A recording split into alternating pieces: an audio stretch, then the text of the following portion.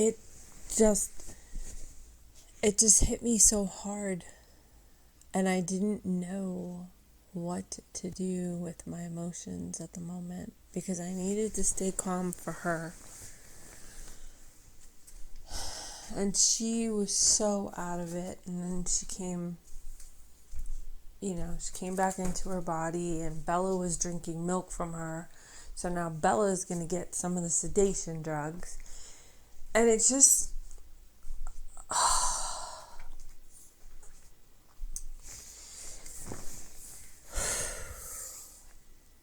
I am so grateful that I'm going through every step of this process with her as fully conscious as I can be about how and what we're doing together. Because just like when I was going to put on her halter and I recognized that there was so much that she was going through in her own way and space about it, there's no way I could have spoken about this without probably projecting, my perspective. And now that I have gone through it with her and I've had a little space from today to let a lot of that emotion process, I recognize how much more awareness I have to be able to advocate for these conscious sentient beings, where we have taken it so much for granted, that it's fine. Let the vet just shoot your horse up with drugs. It's fine, like I said, thank God I have a really good farrier who is very calm, and I'm so grateful. But even the rubbing all over, it's like, I'm not going to love on her unless she's conscious and she's okay with it. And as she was coming, out of the sedation, she actually apologized to me. She said, look, I did not mean, I apologized to her first. I was like, I am so sorry because I gave you my word that you could trust me, that I would protect you, and that I would keep you safe. And quite honestly, not to be a drama queen or anything like that, I will be completely honest, she was safe, but like I said, I would not have put the sedation drugs in her for no reason. But I didn't even have the opportunity to protect her because everything happened so quickly. And I wasn't even asked about the second shot. It just was like right there, and it happened, and the vet did it, and there was nothing I could do to undo it.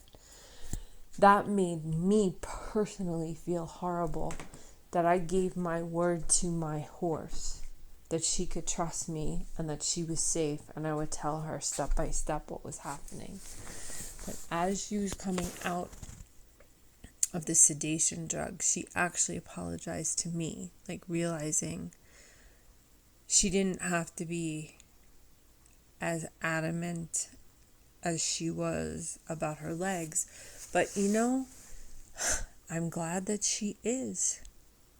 While it would be nice to have a nice, easy horse, while it would be nice to play trade for food, give me your leg, and I'm sure it would be potentially easier, the reality is what it is. And I don't want to take anything away from her whatsoever through our experience, through our bonding, by bribing her or taking away any aspect of her choice. Because it's important for me, not that she's just cooperative, and not that she just does what I ask, and not that we just get the task done. but that she has a choice that is her own choice. And I will readily admit, there was trauma in my childhood. I was sexually abused by my father at a very young age. So I had no choice. So there has always been a shell around me. There has always been a level of fierceness and ferocity if you cross boundaries with me and if you're not caring and not respectful of my space and my energy. So I am 100% honest that I could be projecting my stuff on her. But I've dealt with a lot of my stuff, and I've handled it. But now I'm in a position to see how subtly this happens and how subtly this takes place with our horses, with our dogs, with our cats, with our kids. And so often we just think, oh, it's okay, they're fine. And yet we excuse our behavior. We excuse our overreaching beyond their boundaries. Not even paying attention to their subtle no's. Because we think we have a right to do this. And especially in the horse world. I don't feel like I'm their owner. I'm their guardian. I'm their caretaker. I don't own them. They own themselves. And my job is to simply respect that. Now, we absolutely have boundaries. It's not like, okay, I get it, you own your body, so if you need to kick me or you need to, but no. We have very, very clear boundaries together.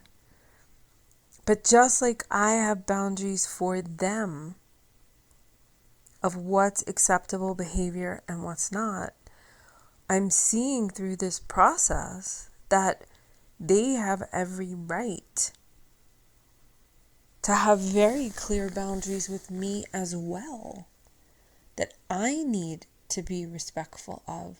Because the truth is, it's not my body, it's theirs. And they have every right to say no. I've seen this so often, and it is so unbelievably heartbreaking and upsetting that when someone believes they own a horse, they can project their crap on them. They can do whatever they want with that horse. And they forget about the fact that this is a conscious, sentient being, another child of the Creator, who was given their own life. And their life was not necessarily given to make some arrogant, ambitious person who wants to go into the performance world look good. They're here as our teachers of sacred, sentient souls.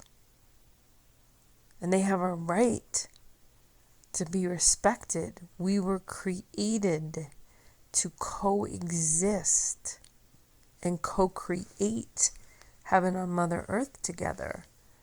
We're not created to be our servants. And that's one of the biggest things that I have been as conscious as I can be about with Siri and with Deets. I'm not asking you to be subservient to me. I'm asking, are you okay if we do this? And again, my farrier was great, but watching, he's got a subtle perspective that they should respect us. They should do this. They should do that. I get it. He's underneath them, right? He's got to be safe. They need to be safe with him. And that's why I feel in a way I screwed up today, because they weren't ready.